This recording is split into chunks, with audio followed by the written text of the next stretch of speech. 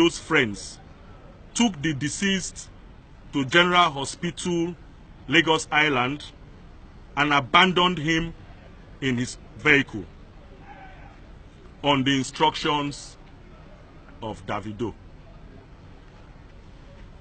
That the CCTV footage at General Hospital, Lagos, picked up the white escort vehicle and of course captured the entire activity.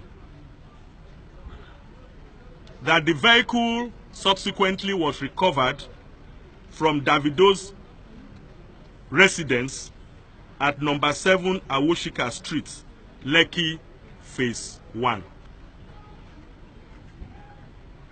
These new revelations completely debunks Davido's claim that he did not know how the deceased got to General Hospital, Lagos.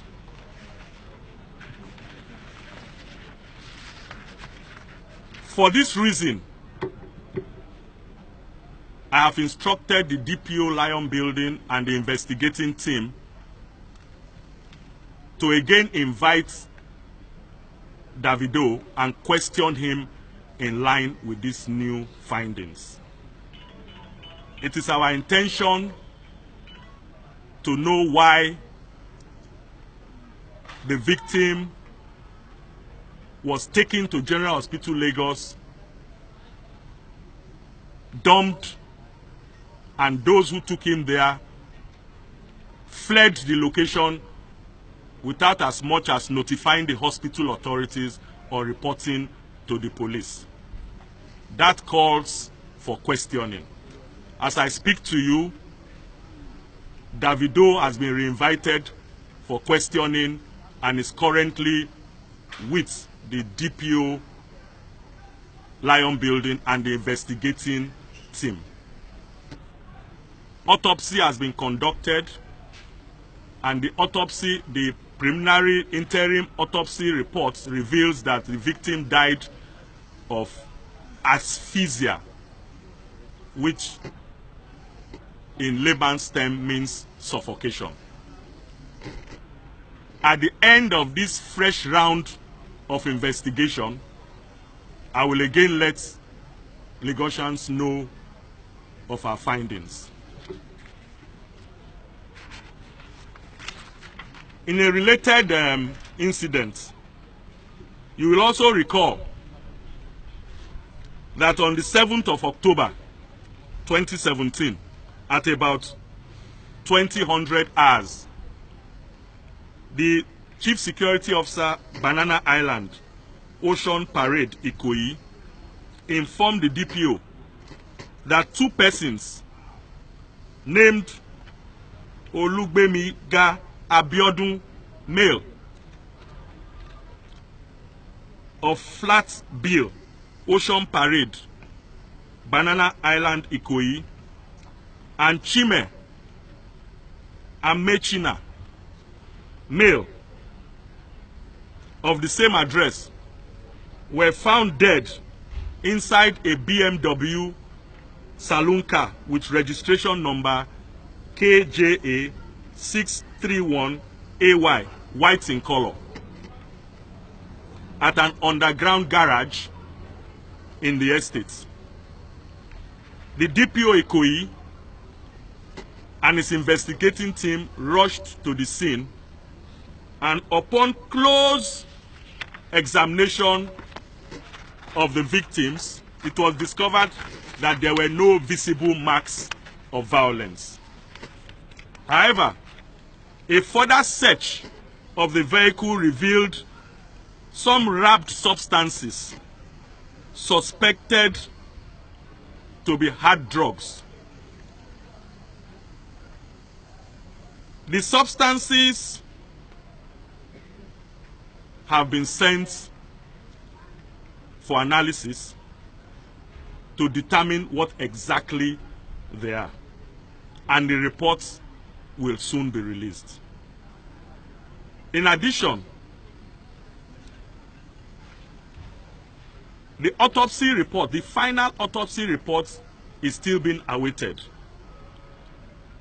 Preliminary autopsy has been carried out, but the pathologist reveals that there is need for additional confirmation before it comes out with the final autopsy, which will state very clearly the cause of death. These two cases are being brought out in the public domain because the police have realized that it is generating a lot of interest both in social media and other media outlets. And there is need for the police to keep members of the public abreast with the investigation so that people don't jump into conclusion. So I would want members of the public to await results and tests and final autopsy results from us. We will make it public as soon as it's ready. The command too,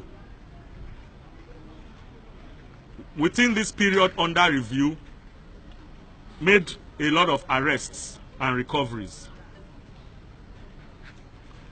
This is consequent upon sustained onslaught on criminals within and around Lagos and the deployment of additional personnel to tackle the menace of armed robbery, kidnapping, cults, related activities, and other forms of social vices in the command. This has paid off, and within this period, 40 notorious cultists, armed robbers who specialize in terrorizing Ijede, Ikorodu, Aja, Ekpe, Sangotedo, and other parts of Lagos were arrested. The suspects have confessed to the crime and will be arraigned in court when we have completed investigation. On the 8th of October 2017, based on intelligence gathered, a gang of armed robbers were intercepted while robbing innocent citizens at number 41 Egbe area of Ijede, Ikorodu axis. Special anti-robbery squad operatives from the command headquarters stormed the hideout and arrested one Ayinla Aziz, male, the gang leader, and 9 others, namely Balogun Yinka, 20 years, Begusa Peter, Oluwasegun, 32 years, Omolaja Oluwafemi, 29 years,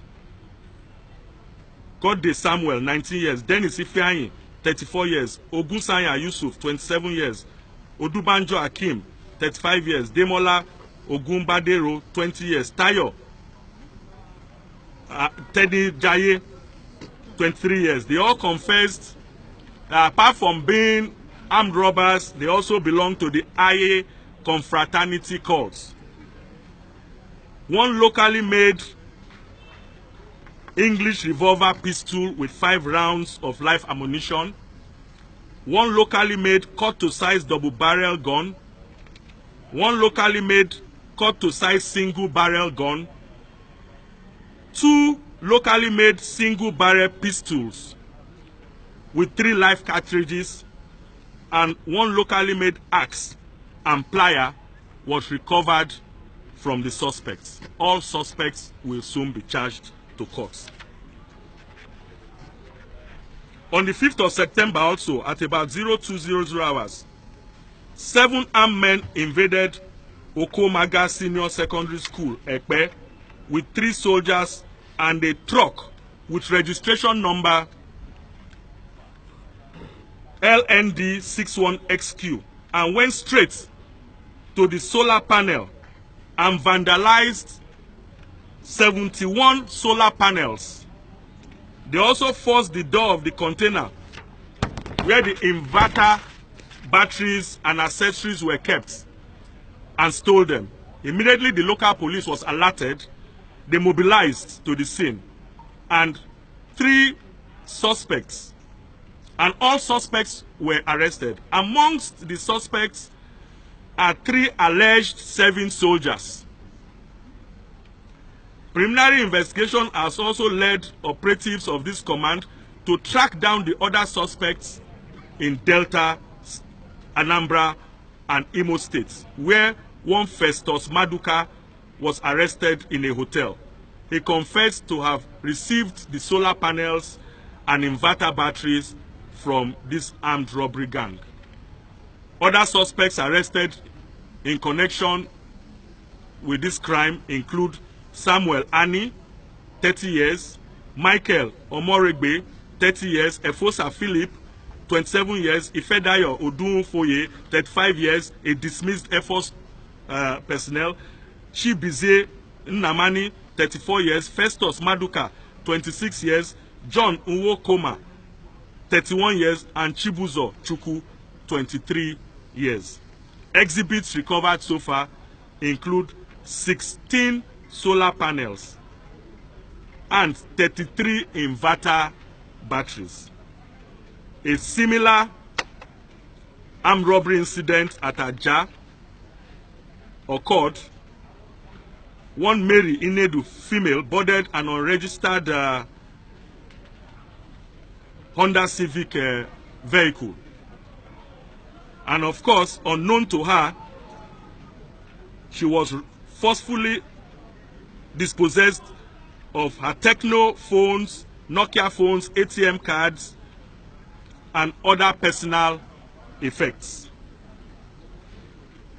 Police commenced the investigation and have tracked down and arrested one Sunday Nwaba, who has been identified by the victim. This command once again appeals to the good people of Lagos State.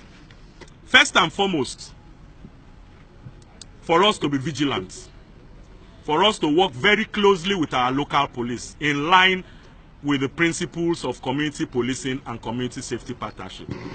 When we see something, we must say something.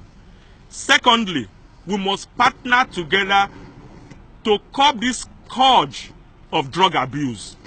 We know that there's a very strong correlation between drug intake and crime. Secondly, we are also aware that our youths are taking to drugs at a disturbing rate.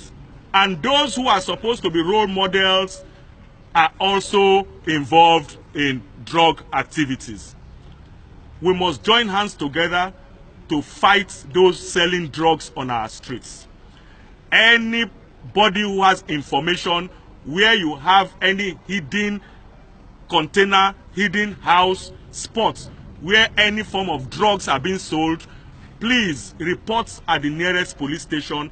I can assure you as the Commissioner of Police Lagos State that we would raid that location, we will seize the drugs, and we will arrest those involved.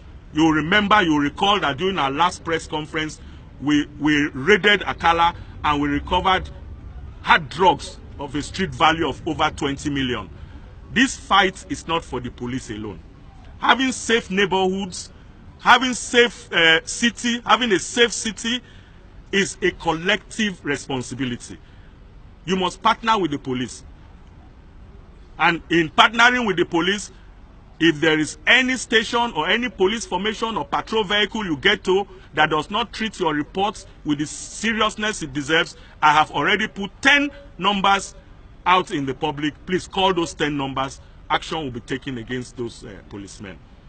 I thank you all for coming to this press briefing. And as the investigations unfold, we will let you know so you can inform members of the public. Thank you very much, and God bless you.